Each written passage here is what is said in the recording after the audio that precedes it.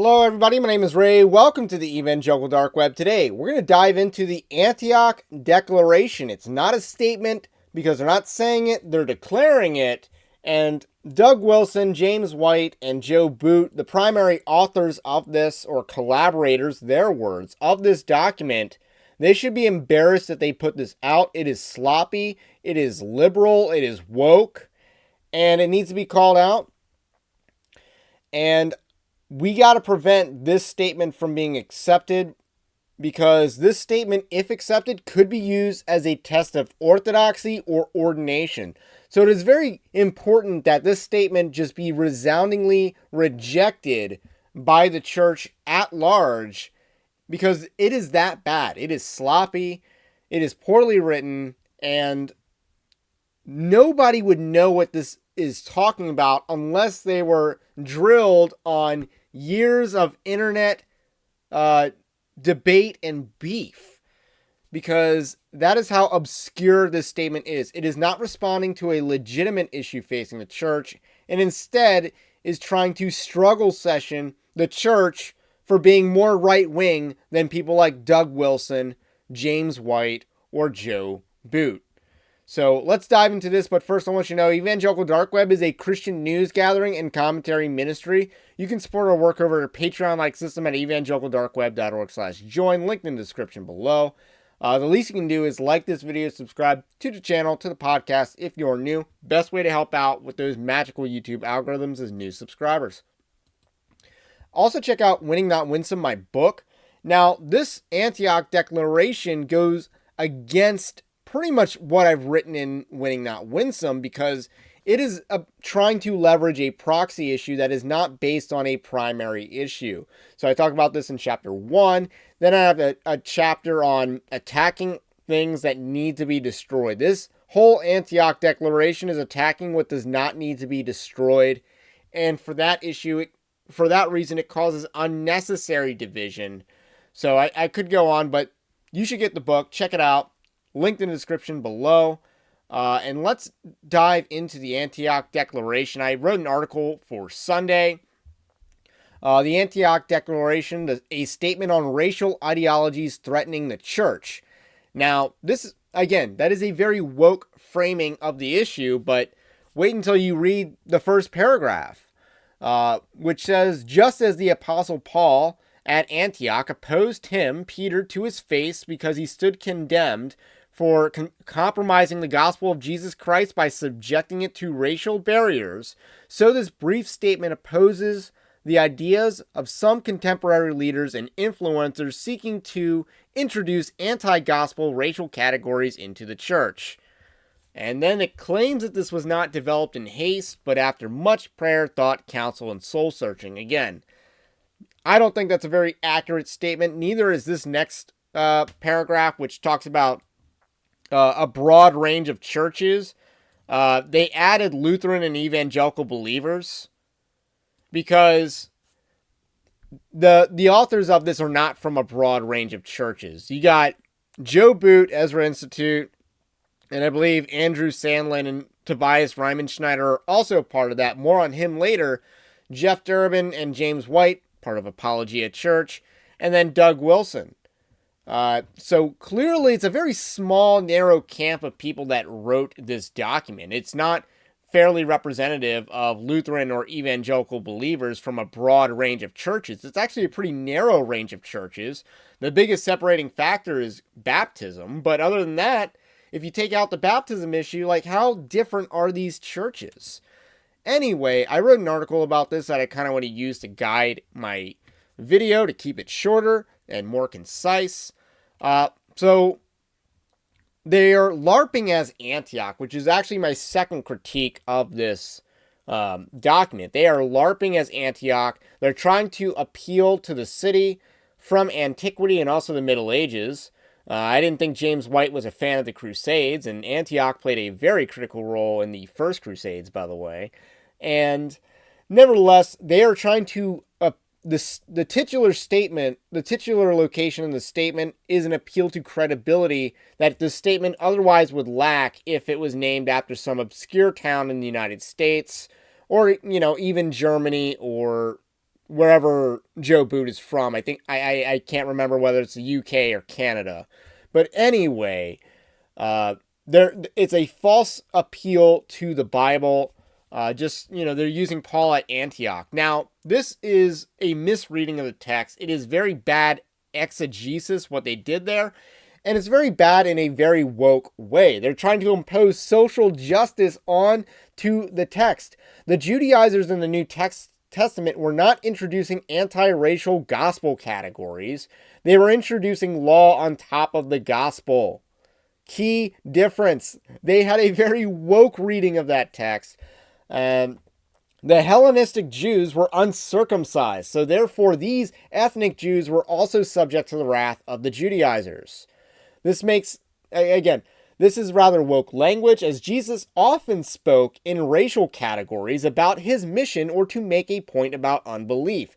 But Christ could hardly be called anti-gospel. So again, when Jesus is talking to the Syro-Phoenician woman, who's a Canaanite, by the way, when he's talking to the woman at the well, who's a Samaritan, by the way, when he heals the servant of the centurion, who's a Roman, by the way, he interacts with Gentiles.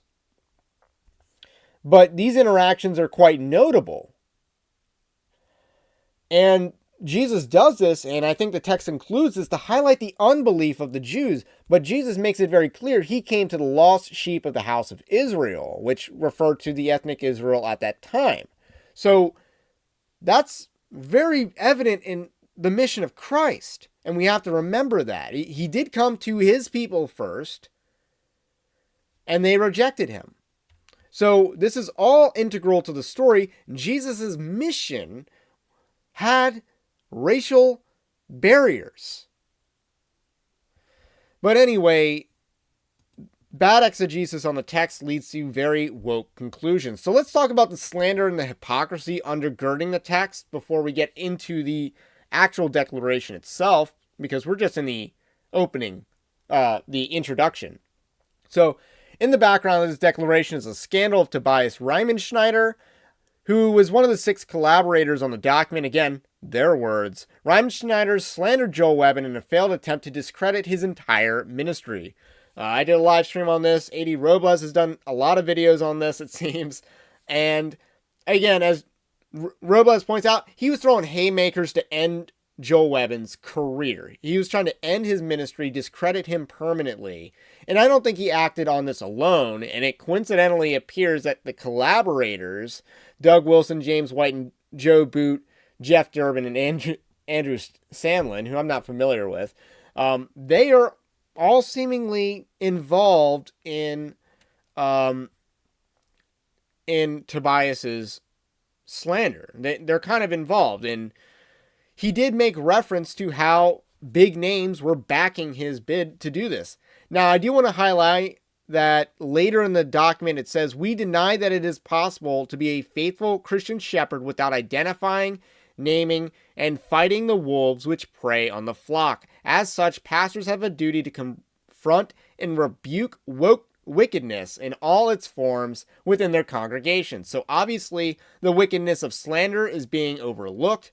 And Joe Boot's Ezra Institute did release a statement on Friday night overlooking some slander.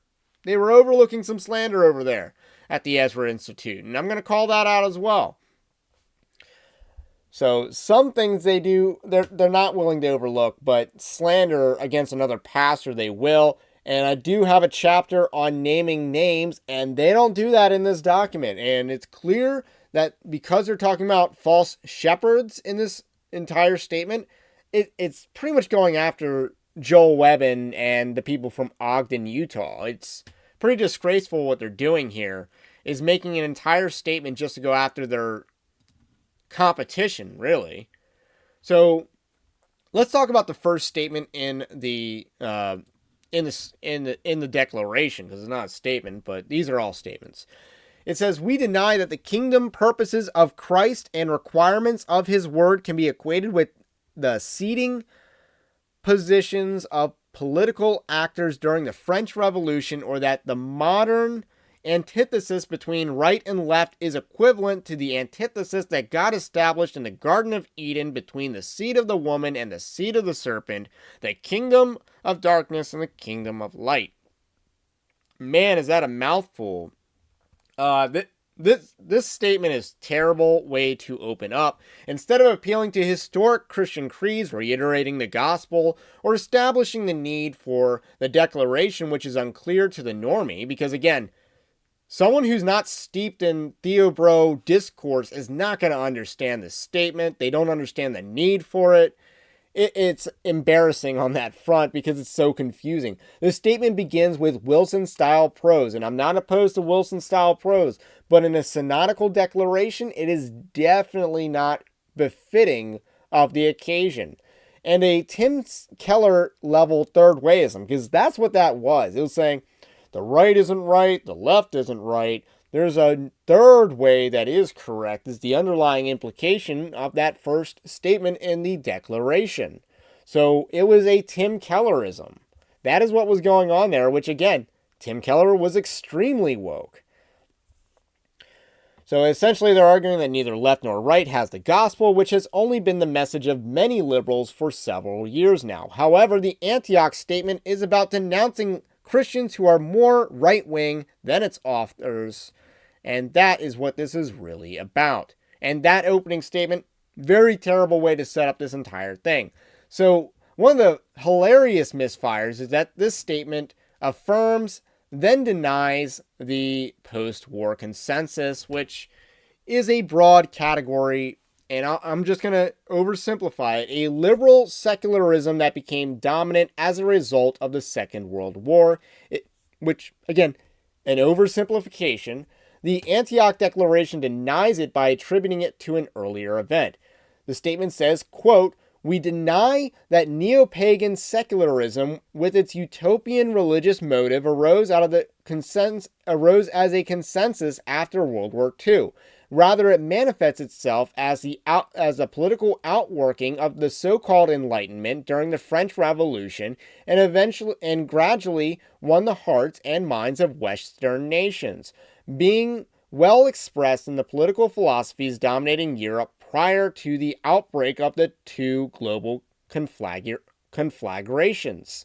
One thing that I do note, I said this in the other Paul live stream, you need a dictionary to read this. Just a heads up, if you're going to read this, you might need a dictionary. I had never seen the word adiaphora before this declaration. And maybe I'm not as well read. But again, using big words that aren't stained glass theological words, not a very good idea for this type of document. So this is a bad argument because the world wars eliminated alternative views that were pervasive in Europe for several centuries in favor of either Marxism or liberalism. Ideologies such as monarchism, fascism, National Socialism, republicanism, and autocracy were rejected in favor of democracy.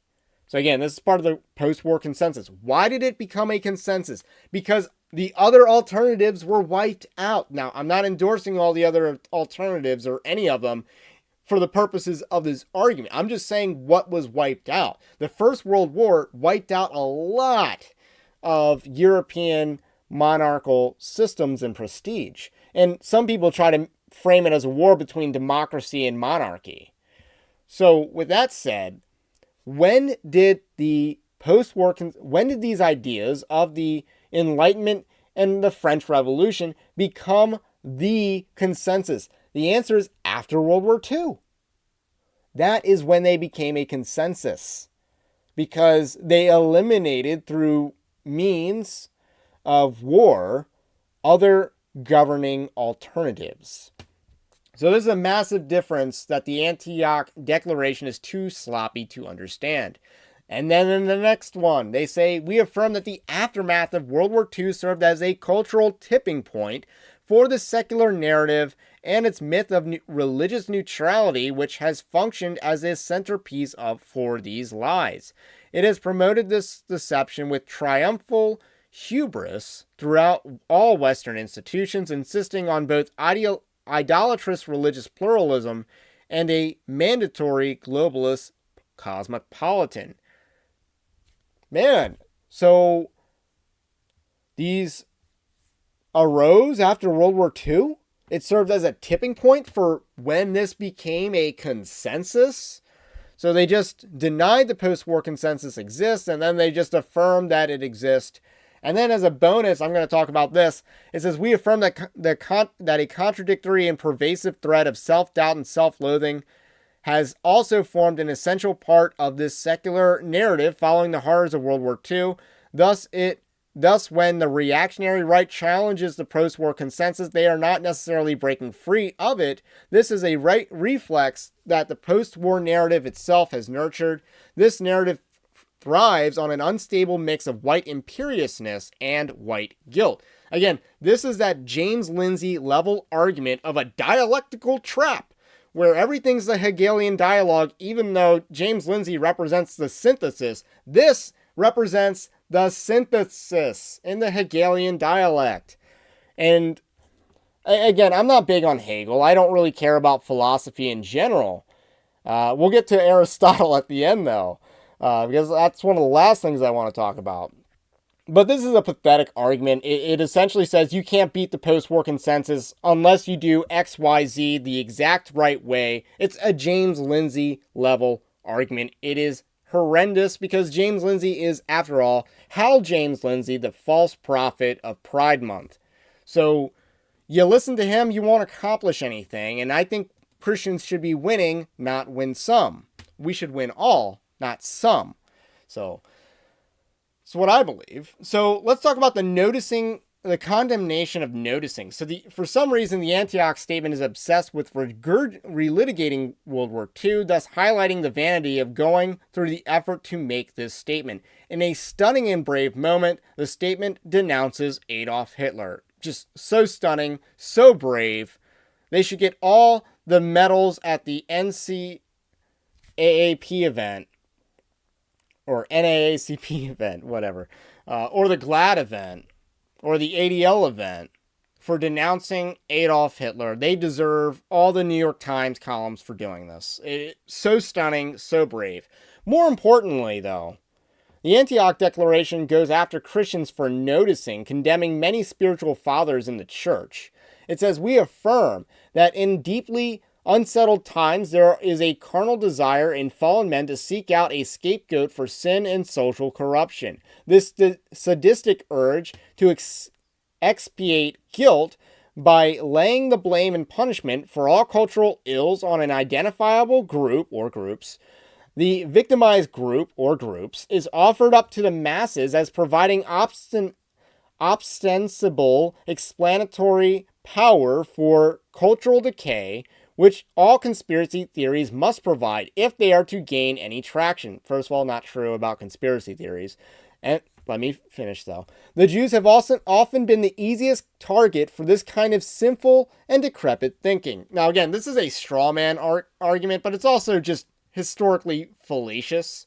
A deep dive into the history of the Jews in various nations. We can do Rome, Russia, Spain, and England. I don't want to talk about Germany at the moment. Does showcase a pattern of behavior that is not tantamount to an innocent victim narrative. Winston Churchill's observations about the Jews in the 1920s were not all that dissimilar from Adolf Hitler's. What? I thought Winston Churchill was the hero, right? He had the same views as Hitler on this subject? Well, he had different solutions, though. But he identified the same problem. Nevertheless, it embeds the woke victimhood narrative that Jews are collective victims in societies that have thought to expel them or something like that. And that's not historically accurate. The statement goes on to say, I don't believe this is consecutive, by the way. So I'm skipping a few lines here. We deny that Jews are in any way uniquely malevolent or sinful, that Judaism in its multifarious expressions is objectively more dangerous than any other false religions, or that it represents an exceptional threat to Christianity and Christian peoples. By nature, the Jews are objects of wrath, just like the rest of us, which is condemnation enough and are equally recipients of God's grace. Now, that last part's not very Calvinist for all you Reformed bros that made this document, but nevertheless.